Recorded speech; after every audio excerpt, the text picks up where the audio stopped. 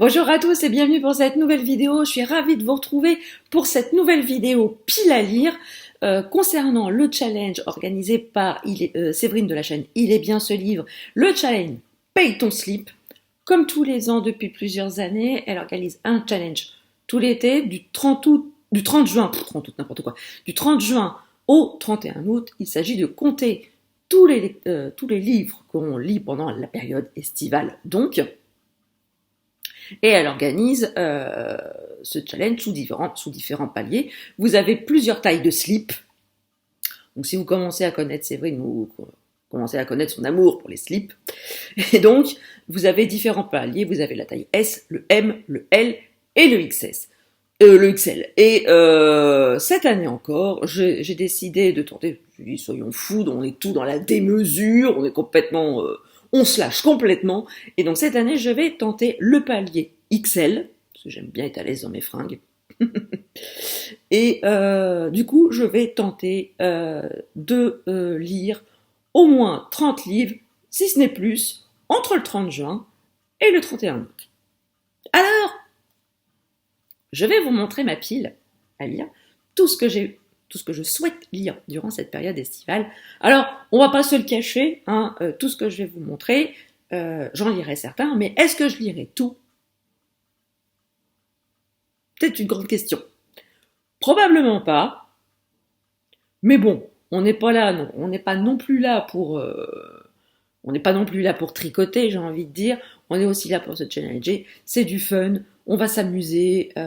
Et puis, si tout n'est pas lu, tout n'est pas lu. Mais au moins, si cette vidéo a rempli un objectif, c'est aussi et surtout pour vous donner des idées de lecture pour cet été, si vous n'en avez pas, et aussi pour constituer vos propres piles à lire, si ce n'est pas encore déjà fait. Donc, je vous propose donc, vu que je vais tenter le palier XL, il faut savoir aussi que la vidéo sera XL aussi. Donc je vous propose de vous installer bien confortablement, de vous prendre un petit quelque chose à boire, et puis j'ai envie de vous dire bon visionnage. Alors pour commencer, si vous m'avez suivi lors de mes précédentes vidéos et lors du live de lundi dernier, vous savez que j'ai lancé le challenge l'été en série, qui court de là, maintenant, tout de suite, jusqu'à fin août également. Et là, il s'agit de lire, de profiter de l'été, de la période estivale, pour lire une série. Alors, lire une série en entier ou terminer une série ou une saga de livres, de romans, de BD, de mangas, de ce que vous voulez. Et donc, moi, je vous avais déjà dit que je souhaitais relire tous les Autres Mondes, la saga Autres Mondes de Maxime Chatham, dont voici le tome 1 ici présent, de relire donc toute la série afin que je puisse lire le dernier, Genèse, que je n'ai toujours pas lu, ce qui me permettrait donc de terminer la saga. Mais comme j'ai lu les premiers il y a un petit moment déjà, si je veux vraiment pleinement apprécier ma lecture du dernier, je ne peux pas faire autrement que de relire les premiers tomes. Donc on a déjà, je crois qu'on a déjà 7 bouquins que compte la saga. Je ne vais pas le voir là-dessus parce que évidemment, voilà, c'est le premier, donc voilà. En plus de ça, il y a la dédicace du monsieur. Donc on en a déjà 7, rien déjà qu'avec tout ça. Alors bien évidemment, dans le challenge de Séverine, vous pouvez également aussi cumuler d'autres challenges. L'essentiel c'est que ça rentre, c'est que ça rentre dans votre slip. Voilà, il va y avoir du monde dans les slips cet été, je vous le dis. Donc vous pouvez tout à fait cumuler les challenges. Si vous voulez faire le challenge l'été en série, faites-le en même temps que Paye ton slip. C'est tout à fait possible. Donc, alors, en plus des Maxime Chatham, de la saga Autre Monde, je voudrais aussi également continuer la saga des Chroniques de Sainte-Marie de Jody Taylor, ici le livre 6, En cas de problème, publié aux éditions Hervé Chopin. Je ne vais pas vous redire ici l'amour que j'ai pour cette saga. J'adore me replonger dans cette saga, me retrouver tous les personnages, retrouver toutes leurs péripéties, parce il leur en arrive des vertes et des pas mûres. J'adore cette saga, j'adore tout le volet historique, le saut dans le temps, j'adore ça, et rien de mieux que l'été. En même temps, voilà, je l'ai dit sur le live de Séverine vendredi dernier, mais moi je fais partie de la team, je ne prévois pas spécifiquement mes lectures sur les périodes de l'année. J'ai pas une pile de l'été, j'ai pas une pile de l'hiver, j'ai pas une pile de l'automne, j'ai pas une pile de printemps. Non, je lis ce que je lis ce que je veux lire, et peu importe la saison où on est. Donc, mais voilà, j'adore me plonger dans dans cette saga. Ça me fait voyager, j'ai l'impression d'être en vacances, même si je suis pas en vacances. Et donc, je vous en reparlerai très vite de ce tome 6 que j'ai grandement envie de lire. Voilà. Vous allez me dire, dans tous les livres que je vais vous présenter, j'ai tous envie de les lire. Mais on va pas se le cacher, je ne lirai pas tout. Ensuite, je vais lire Demain et le jour d'après de Tom Zveterlich, publié aux éditions Albin Michel Imaginaire. Je ne pourrais pas vous redonner de résumé parce que je ne m'en rappelle plus. Je crois savoir qu'on est dans un peu thriller d'anticipation. Je crois que Caro de la chaîne Caro Livre a beaucoup aimé ce roman. Dorian et Lully de la chaîne Chronique de Lully moins. Mais bon, voilà, moi je vais me faire mon avis. Alors là, c'est les épreuves non corrigées que j'ai, mais ça ne va pas m'empêcher de dévorer le bouquin quand même. Ensuite, on va voyager. Je pense qu'on va voyager avec cette palle. J'ai envie de lire De soleil et de sang de Jérôme Loubry, publié aux éditions Calman Lévy Noir. J'adore Jérôme Loubry, j'adore ce qu'il fait. Et en quelques romans, il a quand même su imposer sa patte dans le thriller français, avec des thrillers qui nous retournent le cerveau. Je pense au magnifique Les Refuges. Alors là, Les Refuges, vous avez un retournement, un twist qui vous fracasse la tronche. Vous ne le voyez pas arriver. Et franchement, c'est génial. J'aime beaucoup ce qu'il fait. Donc ici, on va en Haïti, où il va se dérouler des meurtres pas très ragoûtants. Voilà, un bon thriller atmosphérique. Des corps mutilés, des rites vaudous, enfin, voilà, on va voyager, mais va y avoir du sang, des tripes et des boyaux, je le sens. Ça va être sympa. Comme dirait Lilou, ça va être choupinou. Ensuite, on continue le voyage avec Les Chemins de la Liberté de Lisa Wingate, publié aux éditions Les Escales. Donc là, on est en Louisiane en 1875. On va être dans une saga de 3 jeunes femmes que tout sépare dans le sud des États-Unis, ravagées par la guerre de sécession, l'esclavage. J'adore cette période de l'histoire des États-Unis, l'histoire de la ségrégation raciale, la guerre de sécession, tous ces portraits d'hommes et de femmes en quête de liberté. Et voilà, je sens que ça va être topissime. J'ai sollicité ce titre à la maison d'édition, ils ont eu la gentillesse de me l'envoyer parce que voilà, l'histoire me donne grandement envie. Et il va y passer cet été. Je pense que ça va être très sûr et certain. Ensuite, changement de registre. Je pensais t'épargner le nouveau roman de Petronille Rostagna aux éditions Black Lab. Alors là, on va être on va retrouver une fillette qui est retrouvée morte dans le coffre d'une voiture. C'est pas Glop. Le père, accusé de maltraitance, est soupçonné du crime. Mais bon, l'enquêtrice va très vite flairer que que les apparences sont trompeuses et elle va se décider d'enquêter. Ah là là là là, je sens que ça va être top, et il est pas bien gros, donc voilà, je pense que une bonne petite lecture d'été là. Je pense que quand j'irai bosser dans les transports en commun, ça sera sympa ça. Et ça donnera des idées. Il y a des gens par moment, ils sont un peu casse-bonbons, et je pense que ça donnera des idées d'élimination de voisins un peu trop chiants. Ensuite, Euh, Oula, j'ai ma pile de livres qui vient de se casser la figure. Voilà, j'ai récupéré tout le monde. Les livres sont sains et saufs, tant mieux. Ensuite, un autre petit roman. Il s'agit de Mémoire cache de Jérémy Bouquin, publié aux éditions Blackberry. Bouinotte, de chez Bouinotte Édition. Un peu bizarre comme nom. La Bouinotte. Donc, j'ai lu un livre de cet auteur en collaboration avec Stanislas Petrovski, où ils ont repris les aventures de Borea Zavod, un mercenaire serbe. Si vous aimez le côté apocalyptique, post-apo, le côté déjanté, je vous conseille cette série du Tanner, où les deux auteurs sont en collaboration. Et ici, on a Jérémy Bouquin tout seul, comme un grand, avec Mémoire cache, et on suit les aventures une enquête d'un détective privé, Jasper Zandero, qui se réveille avec aucun souvenir de ses jours passés. Donc, voilà, une petite perte de mémoire passagère.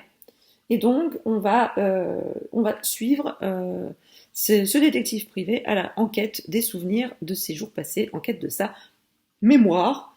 Un détective privé en plein brouillard enquête dans la pampa berrichonne. Si ça vend pas du rêve, les gars, hein, je sais pas ce qu'il vous faut. Ensuite, une bonne petite série d'espionnage avec Mark Zellweger, pour tout l'heure, de Srinagar, aux éditions Au Trouble Poche. J'aime beaucoup ce que fait cet auteur. J'ai adoré sa série des espionnes du Salève.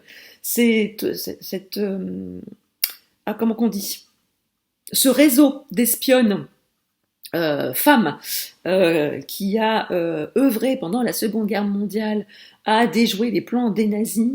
J'ai beaucoup aimé cette série, et ici on est dans un, je pense, one shot où on est à l'aube de la Troisième Guerre mondiale. Avec les périls d'Arabie Saoudite, le Cachemire, la Chine, le Pakistan, le Boukistan, enfin bref, voilà, une bonne petite série d'espionnage de derrière les fagots. Moi j'aime bien. Et j'aime beaucoup sa plume, c'est toujours très richement documenté, la plume est très travaillée. Si vous ne connaissez pas Mark Zellweger, je vous conseille grandement cet auteur si vous aimez les romans d'espionnage à la Tom Clancy. Enfin, je dis enfin, mais non, hein, on n'est pas au bout de nos peines, hein, les gars.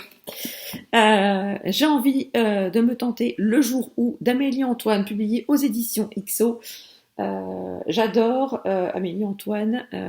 C'est une autrice qui a le talent de nous plonger dans un roman contemporain avec des portraits d'hommes et de femmes brisés. Et tôt ou tard, dans le roman, il y a un petit quelque chose qui fait que ça tourne dans le noir, dans le sombre, et ça marche à chaque fois. Et je pense que celui-ci ne va pas faire exception à la règle. C'est une belle pavasse. Hein, ça va être paye ta pavasse de l'été, ce challenge. Enfin, on voyage encore dans l'histoire avec Le réveil des passions, Babylone, Le réveil des passions, de Catherine David avec Françoise Bouron, publié aux éditions XO, évidemment. Donc ici, on est dans Babylone, une des 7 merveilles du monde. C'est un site qui est classé au patrimoine mondial de l'UNESCO maintenant, et on va se lancer dans un récit historique où on découvre des cadavres mutilés dans la cité millénaire de Babylone, et plusieurs personnages vont tout faire pour enquêter et découvrir ce qui se passe dans la merveilleuse cité de Babylone, du voyage, de l'Antiquité, des meurtres, des complots. C'est tout ce qu'il faut pour me dire que ça va être une très très bonne histoire et que j'ai vraiment grandement envie de m'y plonger. Voilà. Alors, je vais faire un peu de manutention. C'est bien, ça fait bosser les biscottos en même temps. Ça perd l'hypopète, je vous dis. Franchement, je savais pas qu'être booktubeuse, c'était aussi faire de la manutention de bouquins. Alors, on continue notre voyage dans Maple. Et j'ai grandement envie de me lire Le dernier chant de Sonia Delzongle, publié aux éditions de Noël. C'est le petit dernier de l'autrice. Il est considéré comme un thriller écologique. Ça me rappelle un petit peu Boréal. Boréal, on avait quand même aussi abordé aussi cette thématique de l'écologie, de la protection des espèces et de l'environnement. Et je pense qu'ici, voilà, l'autrice a poursuivi un petit peu dans ce chemin-là. J'adore ce qu'elle fait, de toute façon. Je sais que je vais me régaler et j'ai super hâte de me plonger dans son dernier bébé. Alors, autre auteur que j'adore aussi depuis plusieurs années, il s'agit de Christian Jacques, avec l'Égypte, l'ultime espoir, la vie héroïque du grand prêtre Pétosiris, sans contre-prêtrise aucune, n'est-ce pas? Donc ici, on suit l'histoire vraie de ce monsieur qui a réellement existé. Voilà, et on va avoir des complots, on va se mêler dans l'histoire avec un grand H de l'Égypte ancienne, comme c'est si bien le faire Christian Jacques. Moi, à chaque fois que je lis un de ses romans, je me trouve propulsée, catapultée dans l'Égypte ancienne. J'ai l'impression de sentir la chaleur, le sable chaud sous mes pieds, de voir les pyramides. Enfin, j'y suis quoi. Il a vraiment le talent de me faire voyager et j'adore vraiment cet auteur. Et si vous ne connaissez pas et que vous voulez commencer, je vous conseille grandement sa série sur Ramsès II. C'est absolument prodigieux, c'est magique. Et vous avez vraiment l'impression de marcher aux côtés du grand pharaon Ramsès II. Et c'est vraiment sublime ici. Voilà. Un tout petit roman. Il s'agit de Police d'Hugo Boris. Je fais des rimes. Aux éditions Pocket. C'est le livre qui a inspiré le film Police avec Virginie Efira et Omar Sy. Alors je ne sais pas si le film a eu un succès retentissant car il est sorti dans une période pas hyper propice pour la promotion du cinéma. En tout cas, voilà, c'est une histoire de flic. Donc j'ai très envie de me plonger dedans. En plus de ça, il est tout petit, ça peut me faire une après-midi, ce serait pas mal. Enfin, bon, arrête de dire enfin, c'est pas fini, c'est pas fini. On va poursuivre avec Un homme averti ne vaut rien, le nouveau roman de Romain Sardou, publié aux éditions XO. Alors là, c'est pareil. Complot, secret de famille, ambition, amour contrarié, un clan mafieux. Hein. Si ça vend pas du rêve. Puis alors, j'aime beaucoup sa plume de ce jeune homme. J'avais beaucoup aimé Pardonnez nos offenses et personne n'y échappera. Je n'ai pas lu sa saga sur l'Amérique, sur les États-Unis. Mais voilà, je ne m'interdis pas de la lire un jour. En tout cas, je pense qu'on va bien voyager aussi avec ça. Ensuite, 2 romans de Sonia Dagotor, Ceux qui s'aiment finissent toujours par se retrouver et Sortez-moi de là, des petits romans feel good, des petits romans publiés tous les deux au Cherche Midi. J'adore la couverture, j'adore le chien sur les 2 couvertures, j'adore ça. Voilà, je sens qu'on va passer un bon moment de rigolade et de feel good, voilà, parce qu'il y a des fois, on aime bien un peu des petites lectures doudou après plusieurs lectures avec de l'hémoglobine, des tripes, du molar, du sang, enfin bref, on aime bien un petit peu des petites lectures cocooning. Ensuite, j'aimerais bien aussi me faire un livre qui traîne dans ma palle depuis un certain temps, c'est Le dilemme de B.A. Paris, publié aux éditions Hugo Thriller. Un suspense poignant et haletant par l'auteur de Derrière les portes. Alors j'avais bien aimé Derrière les portes. J'ai pas lu Défaillance, son deuxième, mais voilà, je sais pas trop ce que ça va donner. Apparemment, c'est pas les romans sont pas égaux en termes d'histoire et d'intrigue. Donc on verra bien avec celui-ci. Alors deuxième période Manute.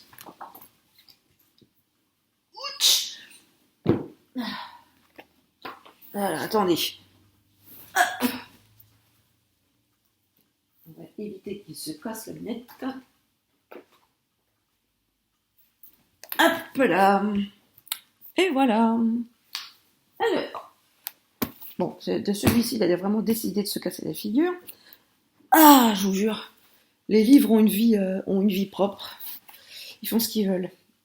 Ensuite, que j'aimerais bien me dégommer assez rapidement, c'est Les mamies font parler la poudre de Katharina Engelmann Sundberg, publié aux éditions Fleuve. Alors c'est une autrice suédoise, et donc ça se passe en Suède. On est dans la campagne suédoise, et voilà, on a une petite mamie, Dagny Svensson, 74 ans, qui souhaite passer une retraite heureuse. Sauf que elle a fondé un centre de divertissement avec sa sœur qui a un gros succès. Et voilà. Elles vont se lancer un nouveau défi toutes les deux, c'est de créer un collectif pour les mamies pour la paix, à savoir éradiquer les armes du pays. Et évidemment, ils ont les nouveaux voisins qui s'installent à côté de chez elles sont des trafiquants d'armes notoires. Donc je vous laisse imaginer ce que ça va donner. Ça va donner grandement envie aux deux mamies de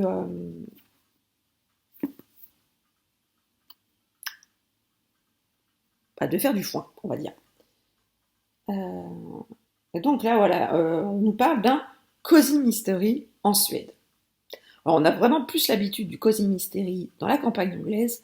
Et ben là, les gars, on est dans la campagne suédoise, donc j'ai grandement envie de voir ce que ça donne. Ensuite, j'ai envie de me faire Tuer le fils de Benoît Sévrac aux éditions Pocket. C'est un livre qui m'a été offert pour mon anniversaire par ma copine Lisa. Donc évidemment, j'ai très envie de me plonger dedans. Parce que j'adore la plume de Benoît Sévrac. Comme je vous l'ai dit lors de ma vidéo Book Haul, j'avais adoré Trafic du même auteur. C'était absolument génial. Et je sens que Tuer le fils va être à peu près du même acabit. De même, dans les cadeaux d'anniversaire, je passe à Dorian qui m'a gentiment offert Le guerrier tortue de Marie Relindes Ellis, publié aux éditions Gamemeister. On est dans la campagne, dans une ferme du Wisconsin, des gens qui vont se battre pour leur terre, un petit garçon qui rêve de se battre pour protéger les siens. Et voilà, j'adore les couvertures de cette maison d'édition. Ils font un travail éditorial formidable et le contenu est de tout aussi bonne qualité. Voilà, un revenant de la balle. Le roman que je voulais lire pendant le challenge du mois d'avril, avril autour de la SF, organisé par Céline Lecture. Comme vous pouvez le constater, je ne l'ai toujours pas lu. Il s'agit de Hyperion, le livre 1 de Dan Simmons, ici publié aux éditions Pocket. Alors, je vais me faire frapper par Théo de la chaîne Chronique Livresque. Je n'ai toujours pas lu Hyperion. Ne me tape pas, mon petit Théo. J'espère grandement rattraper mon retard pendant cet été et on pourra grandement discuter de ce roman parce que je sais que toi, tu as adoré. Hop. Un beau bébé que je me suis acheté pour faire un cadeau de moi à moi, parce que j'estimais mériter grandement un cadeau. Il s'agit du tome 1 de la trilogie Hussite d'Andrzej Sapkowski, l'auteur du Witcher, du Sorceleur, La Tour des Fous, publié aux éditions Brajlon. Je ne parle pas de la polémique autour des éditions Brajlon. Ça n'entache absolument pas la ligne éditoriale, ce que fait le bonhomme. Voilà, on parle ici du contenu des bouquins et non pas des affaires des bons hommes. Bref. Donc je l'ai acheté parce que j'aime beaucoup la plume de cet auteur, j'aime beaucoup le Witcher et j'ai envie de voir ce que ça donne pour celui-ci, ce tome 1, La Tour des Fous. C'est un beau bébé, hein. Je sens que je vais m'assommer avec, hein, cet été. Autre pavasse, il s'agit du Léopard de John Esbo, une enquête de l'inspecteur Harry Hall, l'enquêteur phare de John Esbo, alors brisé par son enquête sur le bonhomme de neige. Il va peut-être falloir que je dise le bonhomme de neige avant. Lol. Alors, je pense qu'on peut lire les tomes indépendamment les uns des autres, mais voilà. C'est comme je dis toujours, si on veut avoir l'évolution psychologique des personnages, c'est quand même bien de lire les romans dans l'ordre. Donc, je vais voir. Hein, mais ici, on est en Afrique. Donc, comme vous voyez, hein, dans cette palle, on voyage beaucoup selon les époques, selon les pays, dans le passé, dans le futur, dans le présent. Putain, je vais me régaler, les gars. J'aimerais aussi me lire The Whites de Richard Price, ici publié aux éditions 10-18. Donc là, on est à New York avec une unité qui cherche à résoudre des enquêtes. Chaque membre de la brigade a une enquête à lui, son espèce d'enquête boulet, et on va suivre tous ces policiers en quête de justice et de vérité dans un New York. J'aime beaucoup tous les romans policiers qui se passent au New York. Il y a une ambiance un peu spéciale. J'adore ça. Une fois n'est pas coutume, je vais peut-être me faire le Paula Hawkins au fond de l'eau, publié aussi aux éditions Pocket. Voilà, c'est un livre de poche, ça se glisse facilement dans un sac, que ce soit de plage ou pour aller bosser. Voilà. Je pense que ça va être pas mal. J'avais bien aimé La fille du train. Bon, moins l'adaptation télé. Mais j'avais beaucoup aimé le bouquin, donc je vais me refaire une idée, voir si c'est du même acabit celui-ci. Ah oui, j'ai envie également de me faire Marianne en automne d'Armisten Maupin, l'épisode 8 des Chroniques de San Francisco. Si vous ne connaissez pas cette série, allez-y. Là, on est dans un San Francisco coloré, où on rencontre tout un florilège de personnages qui vont poser leur mal dans une pension de famille. Dans une pension de famille à San Francisco, et on va suivre ces personnages sur plusieurs décennies. C'est absolument fantastique. J'ai trop kiffé cette série. Si vous ne l'avez pas découverte encore, allez-y, c'est absolument magnifique. Avec une plume en plus de ça, d'Armisten Maupin, absolument très en avance sur son temps. Très en avance sur son temps. Et enfin, le petit dernier, mais pas des moindres, un petit J.R. Dos Santos, Codex 632, Le secret de Christophe Colomb, publié ici aux éditions Pocket.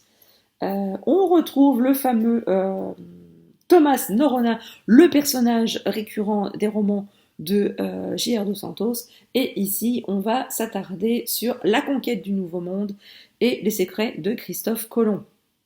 Hein, peut-être un petit peu un roman à la Da Vinci Code, mais à la sauce Christophe Colomb, peut-être bien. Je vais éternuer. Pardon. Voyez ce que ça me fait, hein, Christophe Colomb, ça me fait éternuer. Bref. Donc voilà. Ceci clôturera ma vidéo pâle pour le challenge Paye ton slip. J'espère qu'elle vous a plu. J'espère qu'elle vous a donné des idées de lecture. N'hésitez pas à me dire en commentaire si vous avez lu aussi certains de ces romans et me dire lesquels je dois absolument lire en priorité. Voilà, vous avez le choix, hein, parce qu'il y a quand même pas mal de choses dans plein de genres différents. N'hésitez pas à me dire tout ça en commentaire. Je serais ravie de vous lire et ravie d'échanger avec vous comme d'habitude. Si vous avez aimé cette vidéo, n'hésitez pas à mettre un petit pouce en l'air, à la partager sur vos différents réseaux. Si vous n'êtes pas encore abonné à la chaîne, n'hésitez pas, c'est gratuit, ça fait plaisir et ça ne fait de mal à personne. Sur ce, je vous laisse, je vous souhaite de très très belles lectures, de très très belles semaines et je vous dis à très bientôt pour une prochaine vidéo. Ciao.